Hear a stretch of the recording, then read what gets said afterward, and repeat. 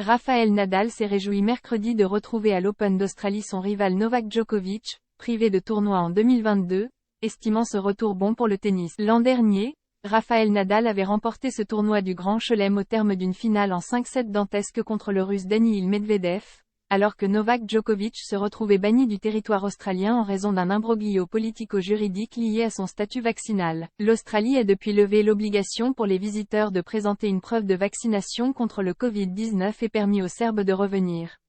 Il a atterri mardi. Novak est là, c'est bon pour le tennis, bon probablement pour les fans, a déclaré à Sydney Rafael Nadal, 22 titres du Grand Chelem et heureux de retrouver son rival, qui en totalise un de moins.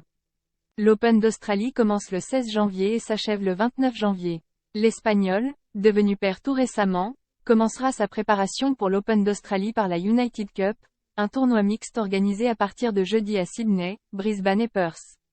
Après une seconde moitié de saison 2022 mitigée à cause d'une sérieuse déchirure abdominale qui l'avait privé d'une demi-finale à Wimbledon, Rafael Nadal s'est dit impatient d'affronter le 14e joueur mondial Cameron Norrie, puis le fantasque australien Nick Kyrgios. Les derniers mois n'ont pas été faciles pour moi.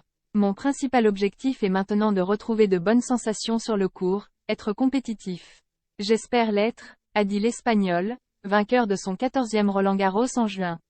La superstar de 36 ans en a profité pour écarter les rumeurs selon lesquelles il s'agirait de sa dernière participation au Grand Chelem de Melbourne. Je ne pense pas que ce soit ma dernière fois ici.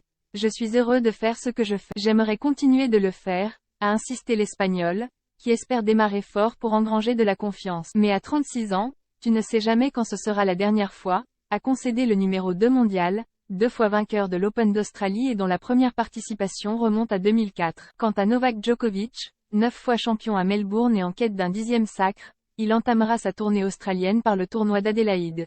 Actuellement 5e au classement ATP, le Serbe de 35 ans fait figure de grand favori à Melbourne après avoir remporté 5 titres en 2022 dont Wimbledon. AFP ici Beyrouth 28 décembre, 2022.